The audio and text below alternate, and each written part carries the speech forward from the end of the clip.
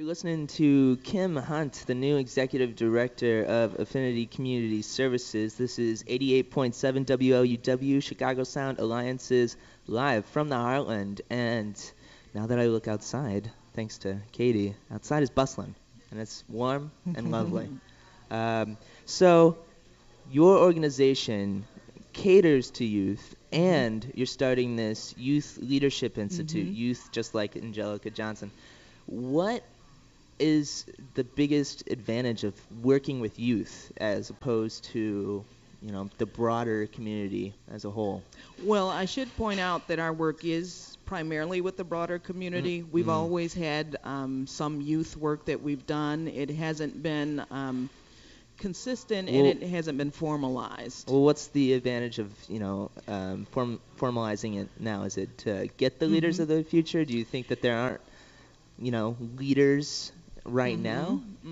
Certainly there are some emerging leaders in the Chicago area, and we want to be able to provide them with training, but also, from the standpoint of our organization, we're also looking at sustainability and succession.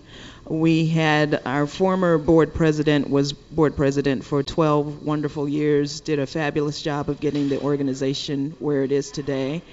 But we want to be very deliberate about having new leaders come in and take on leadership roles in different ways.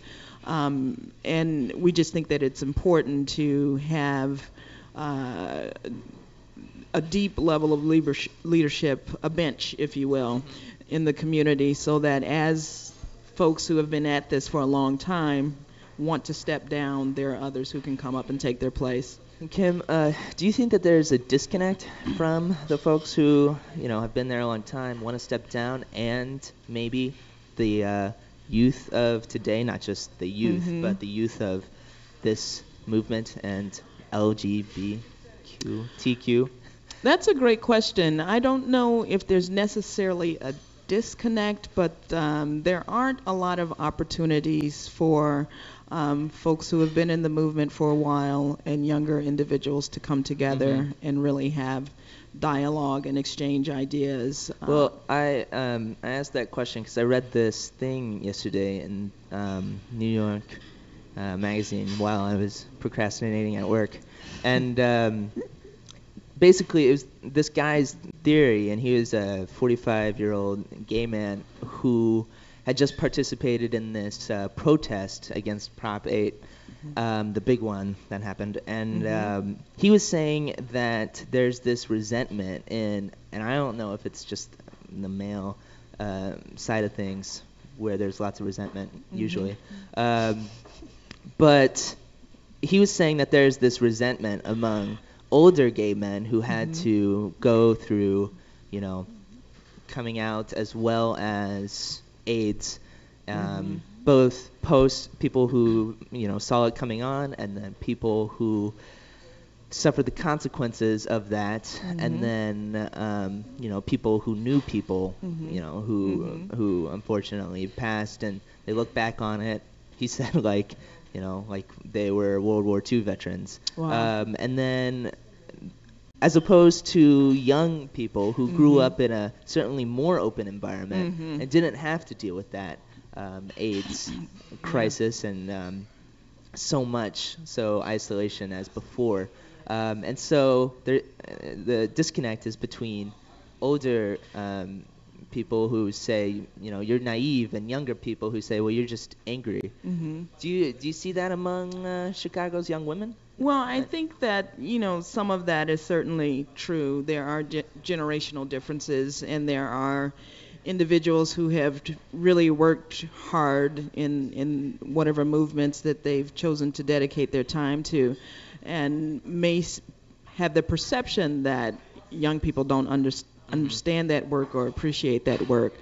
So certainly there is some of that, but I think overall, and for the leadership of Affinity, we're very open and aware that the world is a different place from when Affinity started, and it's very critical for the sustainability of the organization, as well as to really get to all the individuals who we want to serve, that you stay relevant and vibrant and bring in new voices and ideas. Well, why is it important to have your organization sustainable? What about people who say that, the fight is won, we're accepted, we've got gay actors on television? Well, that is certainly the perception out there, and I think the perception is that the race fight is won too because we have a black president, right. but we know that's not true.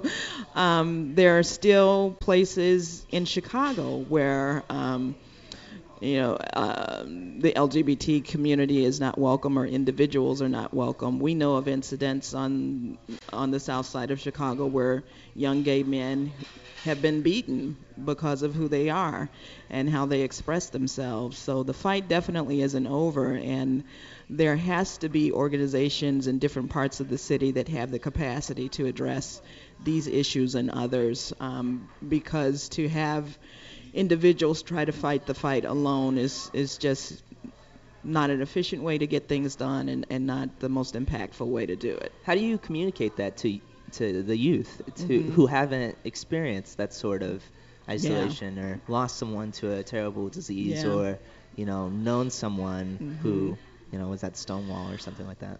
Yeah, that's one of the other reasons why the Institute was created, to have a forum for really passing on this undocumented history about the LGBT community.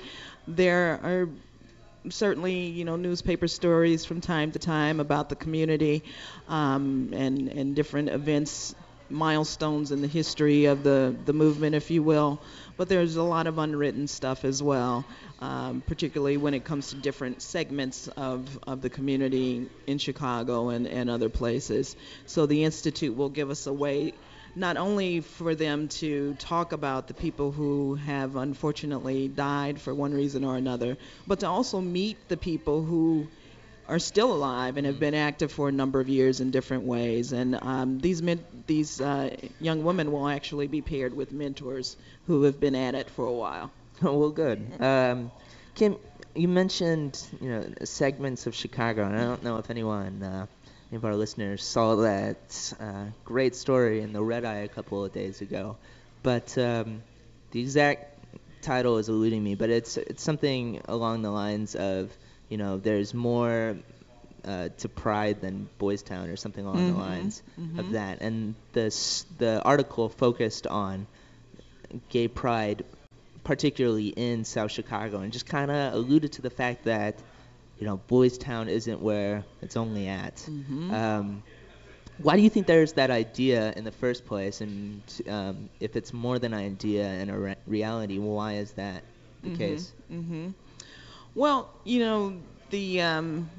the whole South Side, North Side thing can sometimes be seen as code for other things, but Cup socks. when it comes to race, cup socks, yes. But wherever there are marginalized people, they're going to come together to create family and community, and sometimes that results in organizations. And within the LGBT community, there is certainly some work that needs to be done around race issues and gender issues. And so the article was important to point out that while we have this urban piece of the city that has been labeled LGBTQ friendly, if you will, there are people who don't live in that area, and there are resources that aren't only available in that area. And it's good that we recognize that the city of Chicago and the LGBT community in particular isn't just a North Side thing. We're everywhere. And we have the organizations that have the capacity to serve people in other parts of the city as well.